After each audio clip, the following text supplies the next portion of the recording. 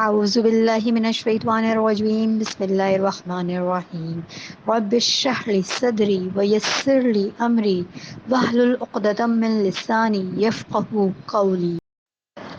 اب تک ہم نے سورہ بقرہ کی آیت نمبر 1 سے لے کے 152 تک پڑھا ہے۔ ان آیتوں میں گزشتہ امت مسلمہ یعنی یہود و نصارہ سے اللہ تعالیٰ مخاطب تھے، اور اب آیت 153 سے خطاب موجودہ امت مسلمہ یعنی امت محمدیہ سے شروع ہو رہا ہے۔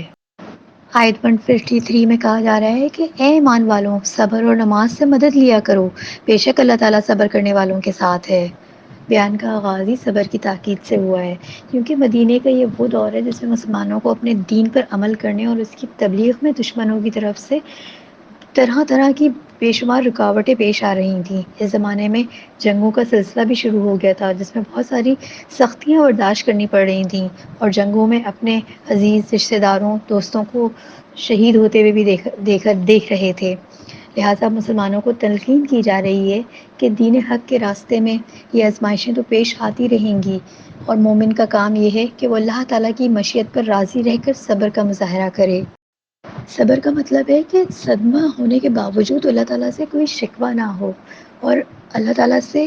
کوئی شکایت نہ کی جا رہی ہو۔ جیسے ہم کسی ڈاکٹر کے پاس جاتے ہیں اور ڈاکٹر کوئی بھی علاج کر رہا ہوتا ہے، حالانکہ انسان کو تکلیف ہو رہی ہوتی ہے، مگر اس کو ڈاکٹر پہ اعتماد ہوتا ہے کہ وہ جو کچھ کر رہا ہے اس کی بھلائی کے لیے کر رہا ہے۔ تو اس لیے مسلمانوں کو کہا جا رہا ہے کہ اب انہوں نے اس دین کو پوری دنیا میں پھیلانا ہے، اور اس میں ان کو طرح طرح کی مصیبتیں پیش آئیں گی، اور اس کے لیے ان کو اللہ سے مدد مانگنی پڑے گی اور صبر کرنا پڑے گا، اور اس کے لیے نماز میں اللہ سے مدد طلب کیا کرو، نماز میں اپنے لیے استقامت مانگو۔ اے ایمان والوں، اگر تم ڈٹ کر کھڑے رہو گے تو پھر اللہ تعالیٰ تمہارے ساتھ ہے۔ آیت 154 میں کہا جا رہا ہے، اور اللہ تعالیٰ کی راہ کے شہیدوں کو مردہ مت کہو، وہ زندہ ہیں لیکن تم نہیں سمجھتے ہو۔ شکر کے اس بعد صبر کا بیان ہو رہا ہے، اور ساتھ ہی نماز کا ذکر آ رہا ہے۔ یہ دونوں بڑے بڑے کام نیکی کے کام ہیں جن کے ذریعے نجات ملتی ہے، اور ساتھ ہی دوسرا بڑا حکم جہاد کا ہے۔ تو ساتھ ہی تلقین کی جا رہی ہے کہ جیسے موت کا لفظ سن کر ہی انسان کے ذہن میں یہ تصور ہوتا ہے کہ اوہ ہم مر جائیں گے، تو یہ انسان کو ہمت توڑ دینے والا تاثر ہوتا ہے،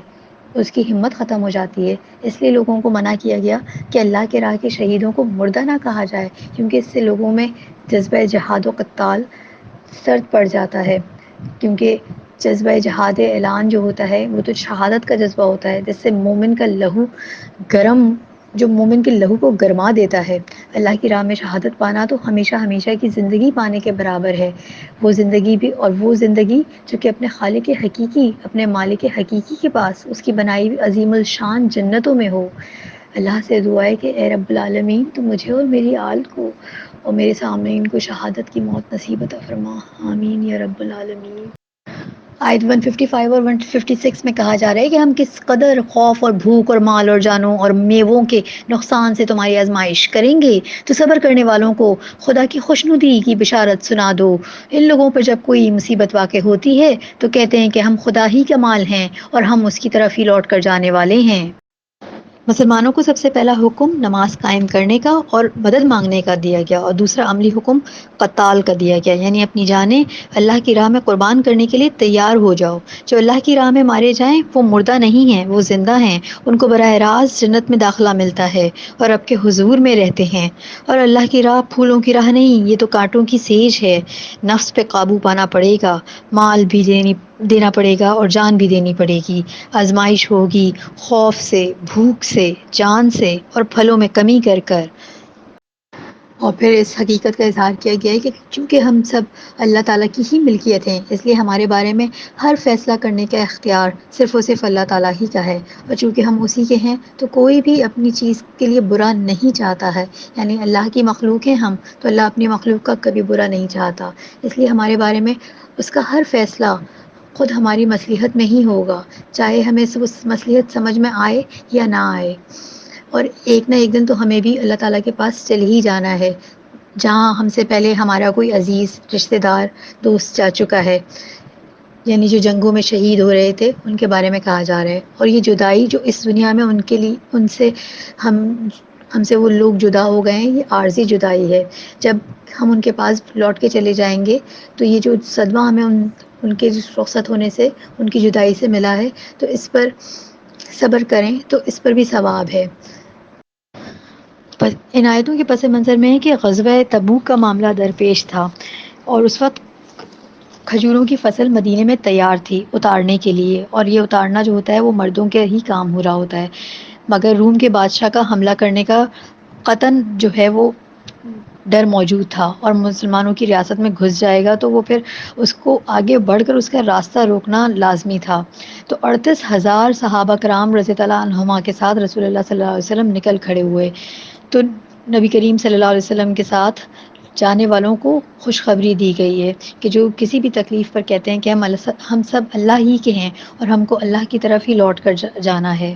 مسند احمد کی حدیث میں ہے کہ حضرت علی رضی اللہ عنہ سے مروی ہے کہ رسول اللہ صلی اللہ علیہ وسلم نے فرمایا، جب کسی مسلمان کو کوئی رنج، تکلیف، دکھ، درد، مصیبت پہنچے اور پھر وہ وقت گزر بھی جائے اور پھر اس کو یاد آئے کہ وہ انا للہ و انا الیہ راجعون پڑھے تو مصیبت کے وقت جو صبر کیا گیا اس کا اجر، اور پھر اس کے بعد جب انا للہ و انا الیہ راجعون کہا تو تب بھی وہ اجر ملے گا. جیسا کہ آیت 156 میں کہا ہے، قالوا انا للہ و انا الیہ راجعون، ہم اللہ کی طرف سے ہی ہیں اور ہمیں اللہ کی طرف ہی جانا ہے. ابن باجہ کی ایک روایت ہے کہ حضرت ابو سنان رضی اللہ عنہ فرماتے ہیں کہ میں اپنے ایک بچے کو قبر میں دفن کیا اور ابھی اس سے نکلا بھی نہ تھا کہ ابو طلحہ خولانی نے میرا ہاتھ پکڑ کے مجھے نکالا اور کہا کہ میں تمہیں خوشخبری سناؤں. رسول اللہ صلی اللہ علیہ وسلم نے فرمایا ہے کہ اللہ تعالیٰ ملک الموت سے دریافت فرماتا ہے کہ تو نے میرے بندے کی آنکھوں کی ٹھنڈک اور اس کے کلیجے کا ٹکڑا چھین لیا تو اس نے کیا کہا؟ تو ملک الموت کہتے ہیں کہ اس نے اللہ کی تعریف کی اور کہا کہ انا للہ و انا الیہ راجعون پڑھا. تو پھر اللہ تعالیٰ فرماتا ہے کہ اس کے لیے جنت میں گھر بناؤ اور اس کا نام بیت الحمد رکھو. آیت 57 میں کہا جا رہا ہے یہی وہ لوگ ہیں جن پر ان کے پروردگار کی مہربانی اور رحمت ہے اور یہی سیدھے راستے پر ہیں. تو وہ لوگ جو اللہ کی راہ میں ڈٹ کر کھڑے ہو جاتے ہیں، جان سے بھی مال سے بھی، نہ مال خرچ کرنے سے گریز کرتے ہیں اور نہ جان دینے سے ڈرتے ہیں، تو پھر ان کے رب کی طرف سے ان کی طرف عنایتیں ہیں، انعام ہیں، مہربانیاں ہیں، رحمت ہے اور کرم ہے، اور یہی لوگ ہیں سیدھے راستے پہ ہدایت پانے والے. وآخر دعوانا ان الحمد للہ رب العالمین.